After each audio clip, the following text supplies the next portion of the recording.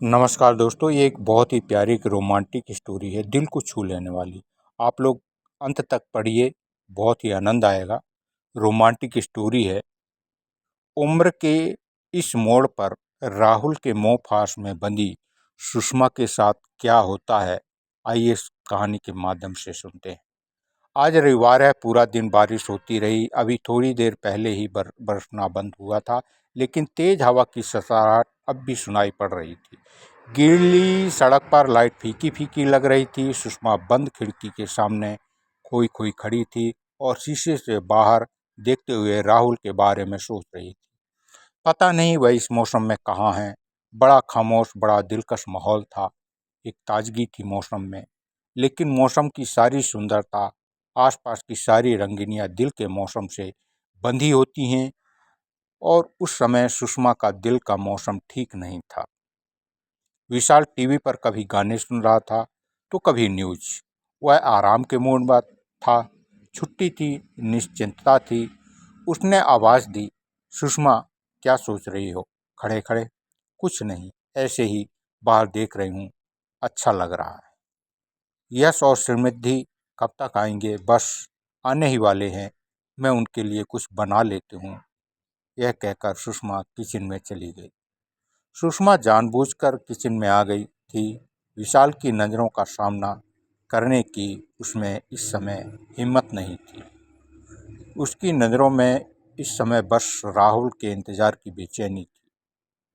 सुषमा और विशाल के विवाह को 20 वर्ष हो गए थे।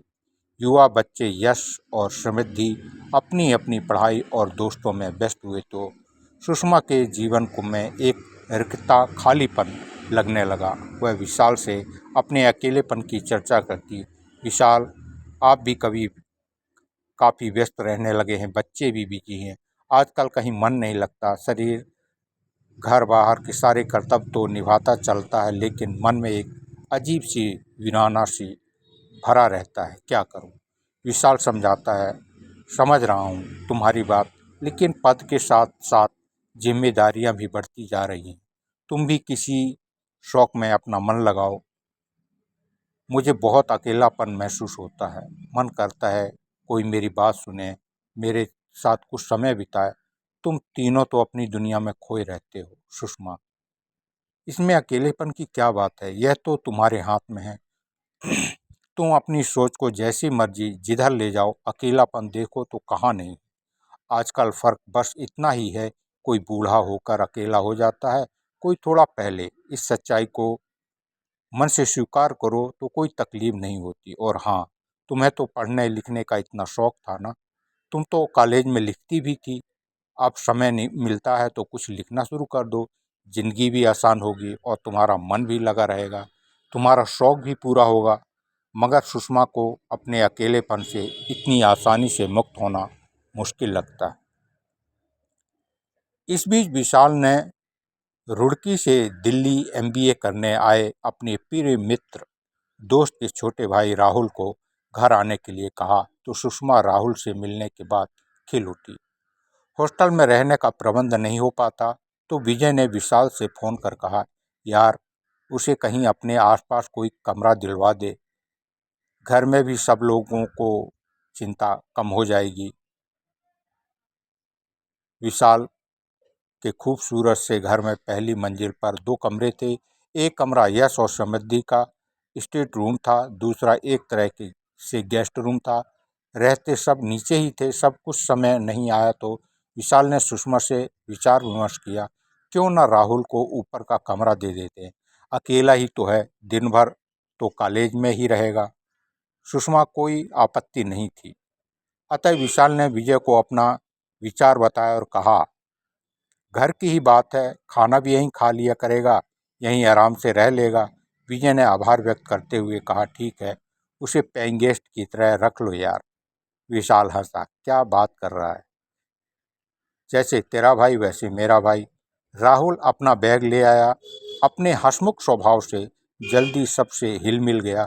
सुषमा को अपनी बातों से इतना हंसाता कि सुषमा तो जैसे फिर से जी उठी। नियमित व्यायाम, संतुलित खानपान के कारण सुषमा संतुलित देहिष्ट की स्वामिनी बन गई।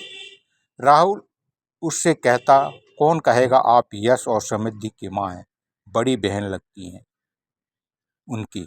राहुल सुषमा के बनाए खाने की, उसके स्वभाव की, उसकी सुंदरता की दिल खोलकर तारीफ करता और सुषमा अपनी उम्र के 40वें साल में एक नवयुवक से अपनी प्रशंसा सुनकर जैसे नव उत्साह से भर जाती। कई दिनों से विशाल अपने पद की बढ़ती जिम्मेदारियों में व्यस्त चला गया था। अब तो बस नाश्ते के समय विशाल हाँ हूँ करता हुआ जल्दी जल्दी पेपर पर नज़र डालता और जाने के लिए बैग उठाता और चला जाता। रात को आता तो कभी न्यूज, कभी लैपटॉप, तो कभी फ़ोन पर व्यस्त रहता।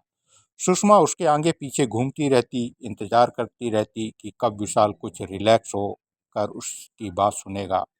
वह अपने मन की बातें उसके साथ बांटना चाहती थी, लेकिन सुषमा को लगता विशाल की जिम्मेदारियों का सिलसिला थमने का नाम ही नहीं ले रहा। उसे लगता एक चतुर अधिकारी के मुखौटे के पीछे उसका प्रियतम कहीं छिप गया है। दोस्तों, सुषमा राहुल के मोहफास में पूरी तरीके से फंस चुकी है और उसकी स्थिति आगे चलकर क्या होती है, ये अगली कहानी पे आप लोग ज़रूर सुनिएगा।